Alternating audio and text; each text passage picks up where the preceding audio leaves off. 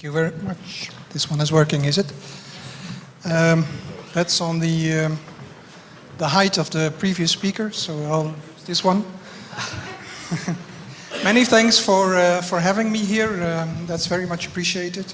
And I want to say thanks to the translators as well. I think they're doing a great job. Something completely different, where my topic is passive camera sensors for topsoil mapping. There are several sensors around the world for mapping soils. And soil is one of my most beloved things in the world.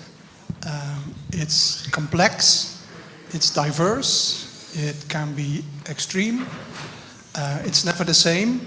So extremely variable on short distances, and sometimes extremely homogeneous for a long time. So unraveling the puzzle of soil is actually, I would say, my life's work, and that's what I love. Let's see if this works. Yeah. Okay, I will introduce my presentation in 4 small steps, and I'll try to be quick, given the time. I will briefly explain the background of the history of our company, tell you about the technology that's behind it, the products that we make, and finally the applications for the farming community. When we started off, that was about 25 years ago. We have a base in the State University of Groningen, actually. We already had in mind that we don't want to develop technology. We wanted to provide agronomical information, and that's different from technology. As we can see, we have, if you base your decisions in farming, you have to look at data from weather stations, you have to look at data from soils, you have to look at data from plants, you have to look at data from fertilizers, etc., etc. So it's very tangible and something quantitative. So we focused on the soils because understanding soils, as I said in the beginning, is one of the most difficult aspects you can get from sensors. The best way to explain it is with this picture. That's where the 3 ways of mapping come together. We have a history of taking a sample from a field and basing our decisions on the average of the field for the entire field. When we introduced GIS and GPS, we took more samples, but there's a limit to that because the samples are, if you want to take one every hectare, for instance, it becomes too costly. So you have to find a way to overcome that problem, and that is by combining sensor technology with samples. That's actually what you're doing. Because there's no technology available that can instantly tell you, like for instance, how much nitrogen there is in a certain soil type. Even a lab can't tell you that. They use technology and they make a best estimate. So that was about the background. We focus on the passive gamma sensors, which have 2 things in common. First of all, they are contactless, which is nice. You can use it in any circumstances. Flying, driving, even underwater. This is what you see right now is a big self-propelled sprayer, driving 25 kilometers an hour. It's not only measuring, but it's also directly applying the potassium fertilizer. Let's see if I can do this one. Ah. This is a very unique drone. It flies upside down.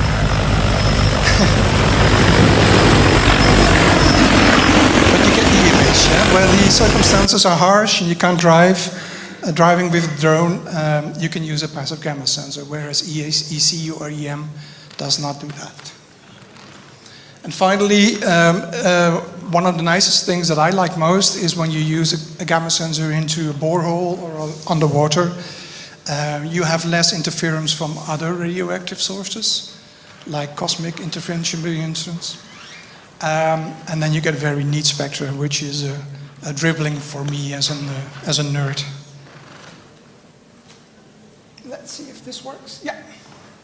So the phenomenon works quite simple. You collect your point data while driving or flying over a field, and you can see all the dots on the left image. You collect a spectrum, a gamma ray spectrum, that is available all around the world because the soils we have are composed of the material that comes from the core of the Earth, and they are a little bit radioactive by itself. So you will find potassium, uranium, thorium all around the world. In addition to that comes cesium, which is a byproduct of many things man do. One of them is Chernobyl, for instance, and one of the sensors is actually used to measure the fallout present in the environment of Chernobyl and to determine whether the fields are ready for production again.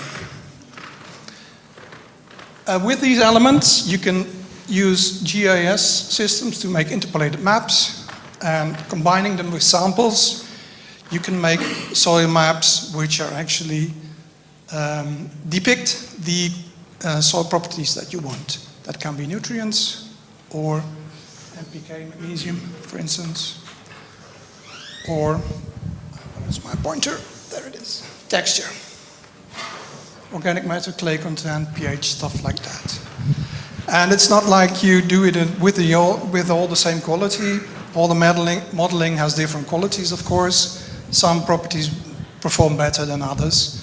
And that has to do with soil structure, soil history, influence of man, etc., etc. But what we try to do is to model each field as good as possible. So, that's already the fourth item of the presentation. This is what you think might be the future, but it's actually now. This is a tractor driving by itself and also adjusting the variable rate of the seeder at the same time. This is one of the trends where digital information fits in because labor is moving fast away from farming communities to cities. So we need technology, whether you like it or not. We use it for different kinds of applications, often variable rate applications, but you can use it for consultancy as well, of course. Most of them are fertilizing, liming, planting distances, use of compost or bokashi, which is a fermented type of compost. And often combining precision farming technology with a real-time application for the farming community, whether it's regenerative or common practice. And one of the advantages, I think, of mapping soils is not only that you can help the farmer with applying the right dose at the right place, so means are applied for the right cause and in the right amount for the right price. But you can also combine all the, yeah, thank you, 3 minutes. You can also use all the types of fields to combine it and make a plan for the next year, for instance. So you know how much seeds you need, you know how much fertilizers you need, etc., etc. For the planning each year. That's it. Within 8 minutes. Thank you.